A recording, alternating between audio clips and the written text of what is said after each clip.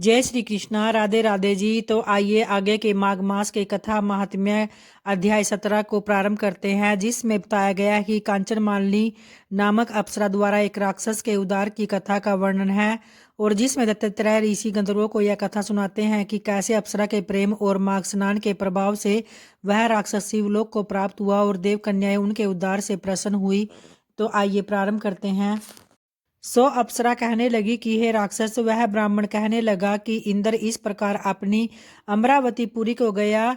सो हे कल्याणी, तुम भी देवताओं से सेवा किए जाने वाले प्रयाग में माघ मास में स्नान करने से निष्पाप होकर स्वर्ग में जाओगी। सो मैंने उस ब्राह्मण के यह वचन सुनकर उसके पैरों में पड़कर प्रणाम किया और घर में आकर सब भाई बांधव नौकर चाकर धन आदि त्याग कर शरीर को नष्ट करने वाली वस्तु समझकर घर से निकली और माघ में गंगा यमुना के संगम पर जाकर स्नान किया। सो हे निशाचर, 3 दिन के स्नान से मेरे सब पाप नष्ट हो गए और 27 दिन के पुण्य से मैं देवता हो गई और पार्वती जी की सखी होकर सुख से निवास करती हूँ। इसलिए मैं प्रयाग के महात्म्य को याद करके सब देवताओं के सहित माघ में प्रयाग स्नान करती हूँ। सो मैंने अपना यह सब वृत्तांत तुमसे कहा। तुम भी इस योनि में पड़ने और कुरूप होने का सब कारण कहो। तुम्हारी दाढ़ी और मूछें बहुत बड़ी बड़ी हो गई है और पार्वती की गुफा में वास करते हो। निशाचर कहने लगा कि हे बद्रे, सज्जनों से गुप्त बात कहने से मेरी कोई हानि नहीं होती। मुझको अब कोई संशय नहीं रहा कि मेरा उद्धार तुमसे ही होगा।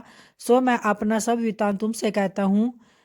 सो सुनो, मैं काशी में वेदों का ज्ञाता था और बड़े ऊंच कुल के ब्राह्मण के घर में जन्म लिया था। मैंने राजा पापी शूद्र तथा वैश्यों से अनेक प्रकार के दान लिए। मैंने दान लेने में चंडाल को भी नहीं छोड़ा और उस जन्म में मैंने कोई भी धर्म नहीं किया और वहीं पर ही मैं मृत्यु को प्राप्त हो गया। तीर्थ स्थान पर मरने के कारण नरक में नहीं गया। पहले 2 बार गिद्ध योनि में, 3 बार व्याघ्र योनि में, 2 बार सर्प योनि में, 1 बार उल्लू की योनि में और अब 10वीं बार राक्षस की योनि में पैदा हुआ हूँ और सैकड़ों वर्षों से इसी योनि में हूँ। इस स्थान को 3 योजन तक मैंने जंतुहीन कर दिया है। बिना अपराध के बहुत से प्राणी को मैंने नष्ट किया है। इस कारण मेरा मन अत्यंत दुखी रहता है। तुम्हारे दर्शन से चित्त में कुछ शांति अवश्य आई है, क्योंकि सज्जनों का संग तुरंत ही सुखदायी होता है।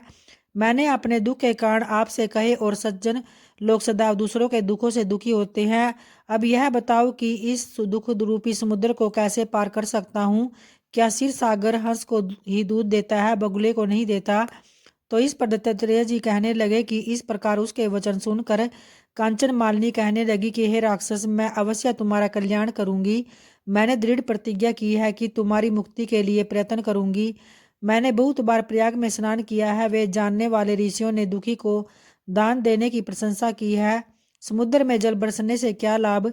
प्रयाग में स्नान करने का 1 बार का फल मैं तुम्हें देती हूँ, उसी से तुमको स्वर्ग की प्राप्ति होगी।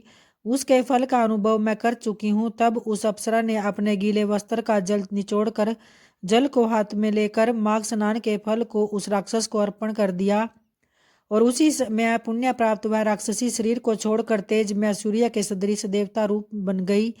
आकाश में विमान पर चढ़कर अपनी कांति से चारों दिशाओं को प्रकाशित करता हुआ शोभायमान होकर कहने लगा कि ईश्वर ही जानता है तुमने कितना उपकार मुझ पर किया है। अब भी कृपा कुछ शिक्षा दो जिससे मैं कभी पाप न करूं। अब मैं तुम्हारी आज्ञा पाकर स्वर्ग में जाऊंगा।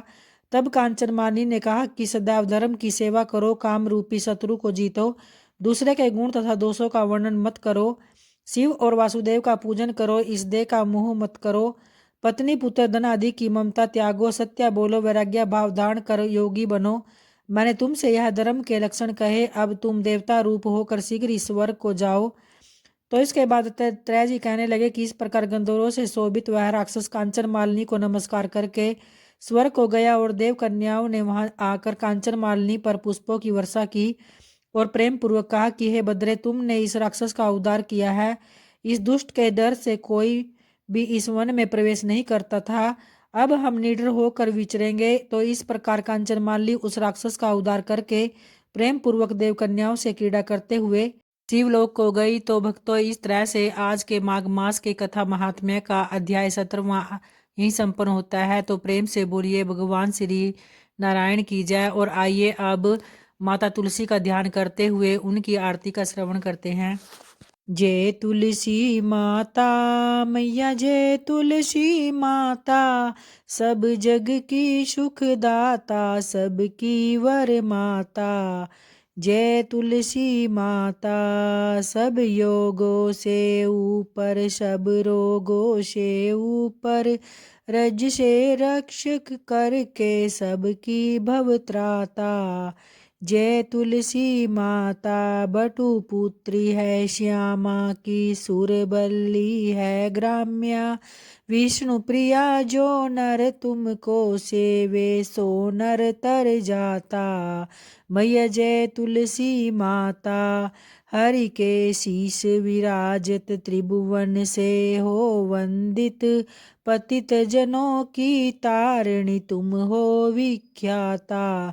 मैया जय तुलसी माता, लेकर जन्म विजन में आई, दिव्य भवन में मानव लोक तुम्ही से सुख संपत्ति पाता। मैया जय तुलसी माता, हरि को तुम अति प्यारी, श्याम वर्ण सुकुमारी, प्रेम अजब है उनका तुमसे कैसा नाता।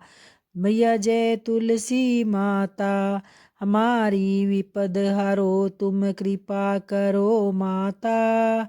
मैया जय तुलसी माता, सब जग की सुखदाता, सबकी वर माता। मैया जय तुलसी माता, मैया जय तुलसी माता। जय माँ लक्ष्मी, जय श्री हरि नारायण।